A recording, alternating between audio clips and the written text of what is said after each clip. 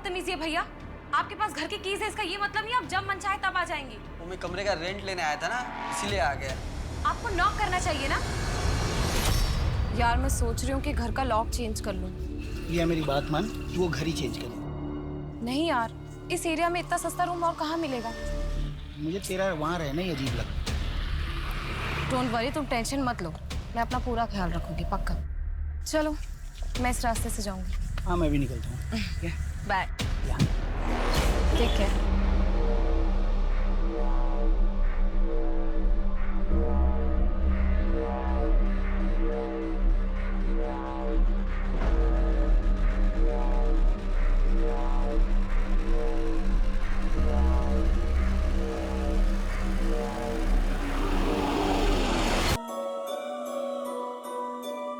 मैं यहाँ से चली जाऊंगी। चित्रा, तुम्हारा घर बस 2 मिनट की दूरी पे है। आओ, घर तक ही छोड़ देता हूँ। तुम्हें पता है ना, दीपक भाई ने 2 साल पहले आपके जन से शादी की थी। तब से पापा ना थोड़ा शक करते हैं। मुझे किसी भी लड़के के साथ देखते हैं तो हाइपर हो जाते हैं। अपने पापा से कहना कि टेंशन ना ले, तुम्हें भगा कर नहीं लेके जाऊंगा। बैंड बाजे के साथ आऊंगा और शादी करके लेके जाऊंगा। बस एक बार ये लॉ प्रैक्टिस पूरी हो जाए। पापा ने सुने ना तुम्हारा बैंड बाजा यहीं आके बजा देंगे। अच्छा, चलती हूँ, बाय। Take care.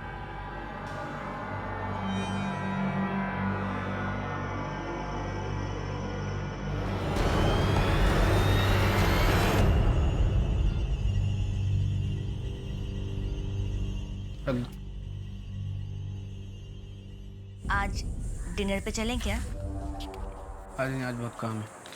काम खत्म करके चलते हैं ना।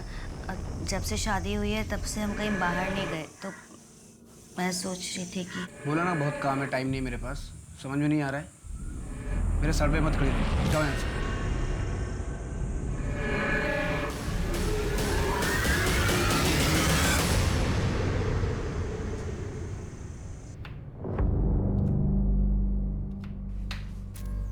बुरा मत मानना बेटा, वो नितिन परेशान होगा ना, इसीलिए तुम्हें डांट दिया।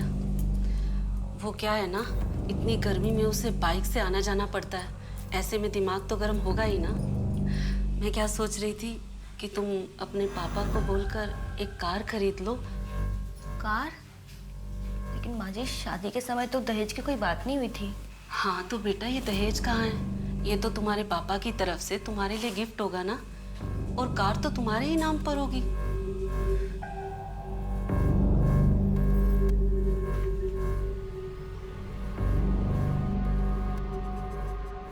नितिन, माँ आज कार मांग रही थी, लेकिन शादी के समय तो दहेज की ऐसी कोई बात नहीं हुई थी। माँ कार मांग रही है तो हमारे लिए मांग रही है ना। कार तो हमारी काम आने वाली है, इसमें गलत क्या है? लेकिन मैं पापा से कैसे मांगूं? नहीं, मैं पापा से कार नहीं मांग सकती। और माँ ने आज कार मांगा है, कल कुछ और मांगेगी। ऐसे तो माँ का लालच बढ़ता जाएगा। क्या बोली? माँ की लालच बढ़ती जाएगी? हाँ, माँ की लालच बढ़ती जाएगी मतलब तुम्हारी माँ से जबान लड़ाएगी? क्या बोली तू? क्या बोली तू? क्या बोली? क्या बोली तू? माँ के बारे में कैसे बोला तू? हाँ, कैसे बोला तूने माँ के बारे में? हाँ, कैसे बोला तूने? क्या कर रहा था? बेटा, हम समाज में रहते हैं और इसके कुछ नियम और कायदे हैं।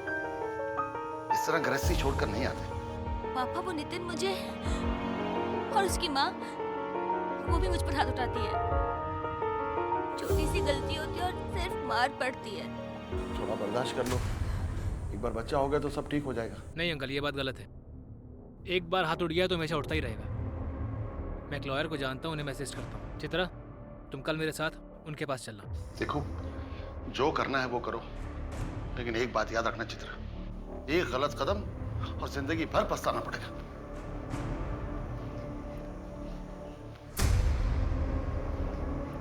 अगर तुम मेरी बात मानो तो उस नितिन को डाइवोर्स दे दो तुम, और मुझसे शादी कर लो। देखो, अगर तुमने पहले मुझसे शादी की होती तो मैं तुम्हारे साथ ऐसा कभी नहीं करता। बहुत खुश रखता मैं तुम्हें। अशोक, मुझे अभी एक दोस्त की जरूरत है। दोबारा शादी के बारे में मैं सोच भी नहीं सकती। ठीक है चित्रा, तुम थोड़ा और टाइम ले लो, लेकिन याद रखना मैं हमेशा तुम्हारे साथ हूं। तुम्हें बस स्ट्रांग बने रहना है चित्रा। डिवोर्स फाइल कर दो। मैरिटल रेप और डाउरी दोनों के चार्जेस में अच्छी एलिमनी मिल जाएगी। मुझे कुछ केस फाइल नहीं करना। मैं बस इतना जानना चाहती हूँ कि मेरे पास ऑप्शन क्या है। चित्रा, अगर तुम एक्शन नहीं लोगी तो क्या करोगी? मैं उस घर में वापस नहीं जाना चाहती। तो क्या ऐसा हो सकता है कि वो मुझे लीगली परेशान करे? तुम शादी के 1 साल के अंदर घर वापस आ गई तो इट इज़ क्वाइट पॉसिबल कि वो तुम पर कोई फ्रॉड का केस कर दे। इसलिए मैं तुम्हें सजेस्ट करूंगा कि पहले तुम केस फाइल करो। मैं तुम्हारे लिए ये केस फ्री में लड़ने को तैयार हूँ। आफ्टर ऑल अशोक तुम्हारा फ्रेंड है, सो डोंट वरी। सर, आपसे इनकी जॉब के बारे में बात की थी ना, अगर आप कहीं रेफर कर दें तो। एक मेरे फ्रेंड है संजय, नया सवेरा नाम से एनजीओ चलाते हैं। शुरू में सैलरी थोड़ी कम होगी पर शुरू तो करो। मैं तुम्हें एड्रेस भेज दूँगा।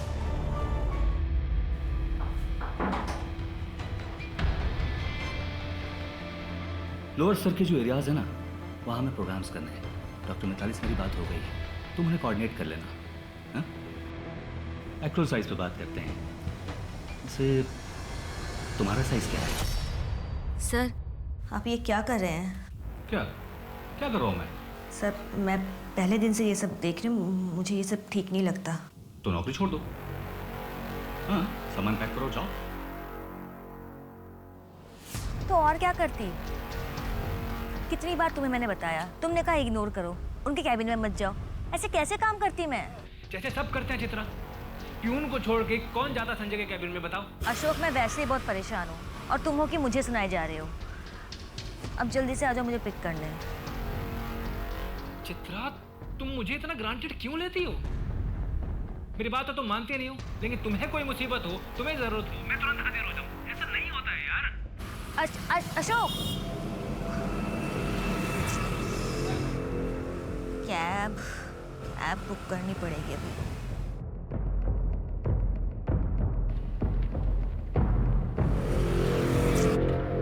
चित्रा मैडम, क्या अंजुना का ड्रॉप है? हाँ।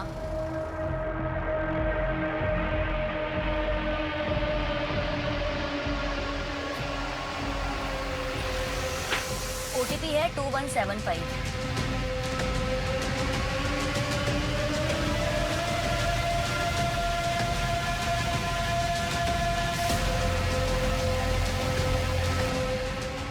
आप यहाँ से दूसरी कैब ले लीजिए ना प्लीज़। पर इतनी रात को दूसरी कैब कहाँ मिलेगा? मैडम, गोवा है, गाँव नहीं है, प्लीज़ मिल जाएगी।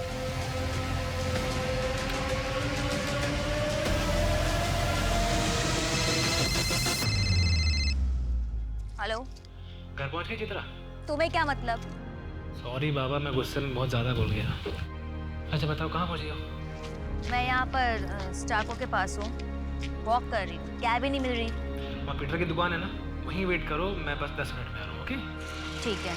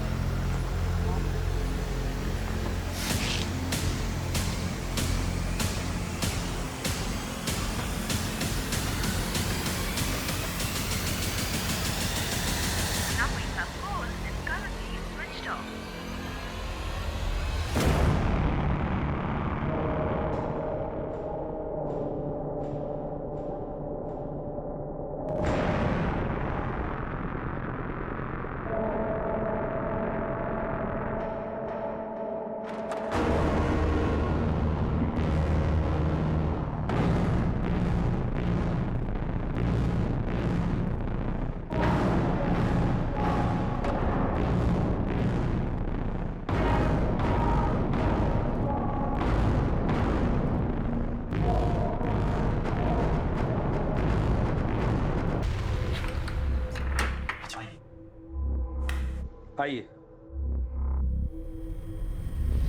किसी भी चीज की जरूरत हो सर, 9 नंबर पर कॉल कीजिए। Have a nice day. Thank you.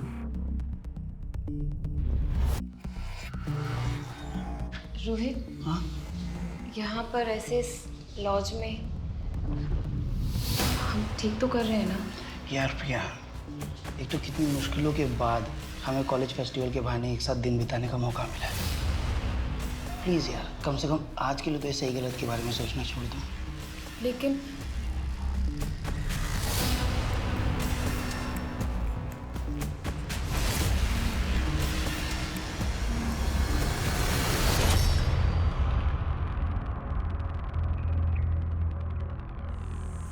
Chitra, तुम्हें पुलिस के पास जाना चाहिए था। और क्या कहेगी?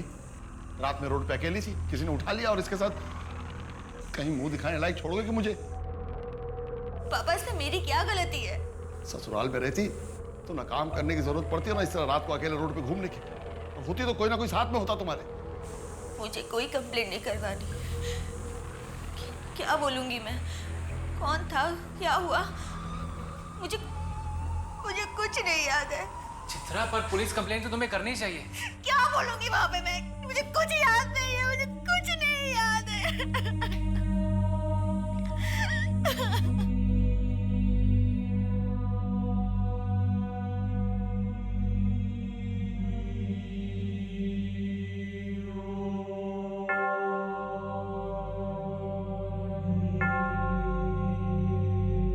सर, मुझे बस चर्च की बेल सुनाई दे रही थी और मुझे कुछ नहीं याद। आपको किसी के ऊपर शक है? आपका कोई दुश्मन जो ये कर सकता है? मुझे कुछ नहीं पता। मुझे बस इतना पता है कि मेरा रेप हुआ है। हाँ, प्लीज मेरी कंप्लेंट लिखिए, प्लीज।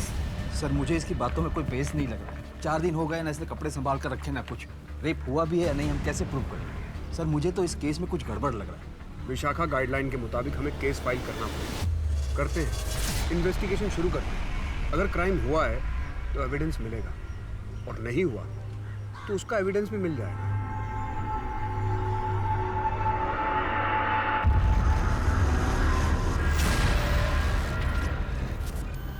रोहित, ये कहाँ से मिला?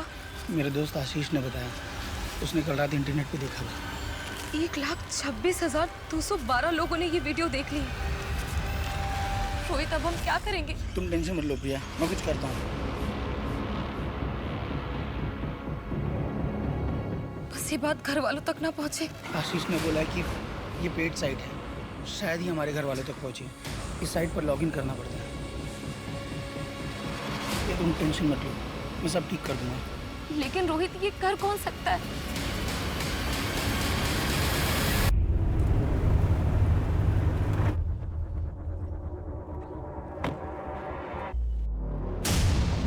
सर, हम यहाँ क्यों आए हैं? इस जगह को ध्यान से देखिए और याद करने की कोशिश कीजिए, शायद आपको कुछ याद आ जाए।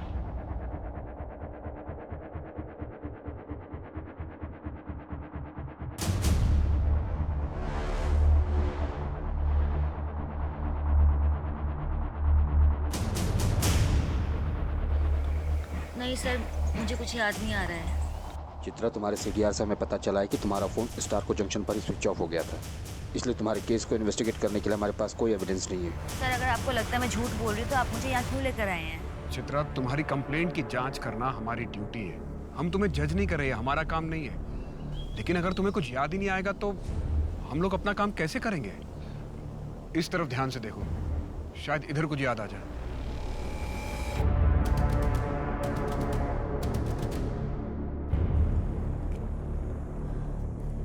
सर, सर,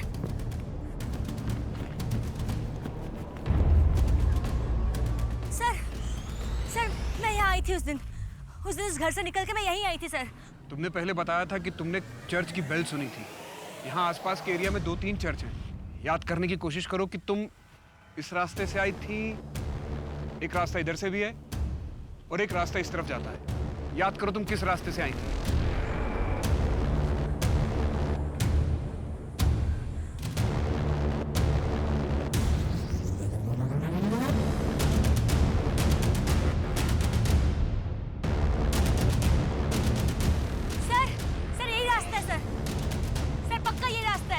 आओ देखते हैं।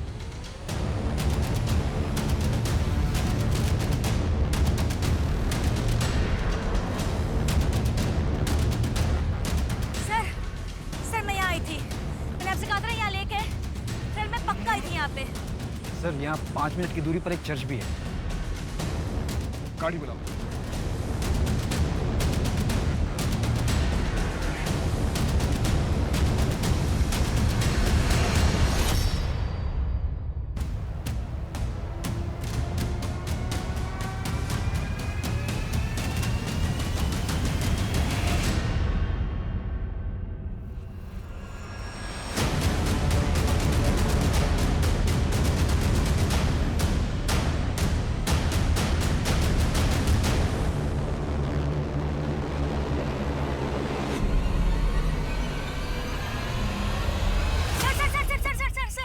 गाड़ी रोको।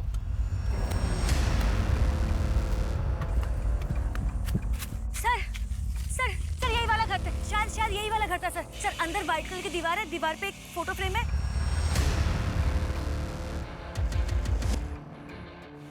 पानी के ऊपर घर है, उस फोटो फ्रेम में। सर यही वाला, शायद यही वाला घर था सर। सर यहाँ पर 70% घरों की दीवारें वाइट है। सर ये क्या बोल रही है कि पानी के ऊपर घर, फोटो फ्रेम? अब सर हम क्या हर घर में जाकर वाइट दीवार, फोटो फ्रेम ये सब ढूंढें? ये कैसी लीड है सर?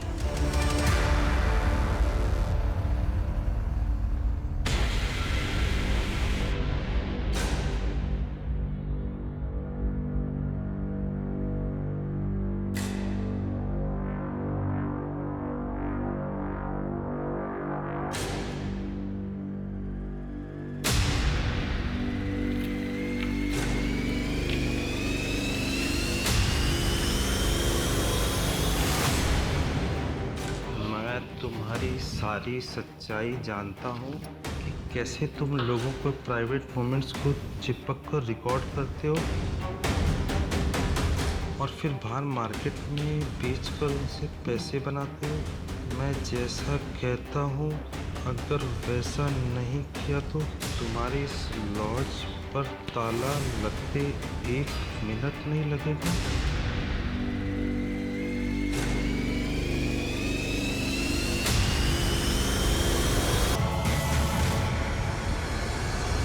एक घटना, कई अनुवाद, और हर अनुवाद को देखने का अलग अलग नजरिया।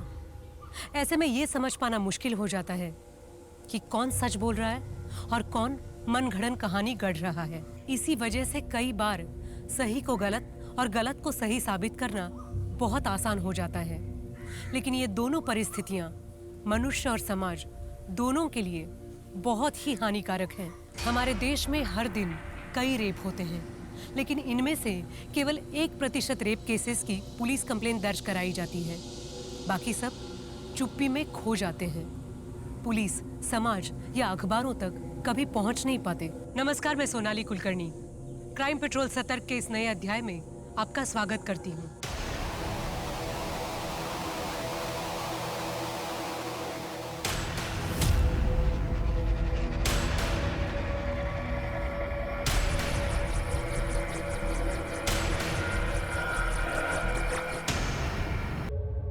आपने मुझे इतने बहुत गलत किया।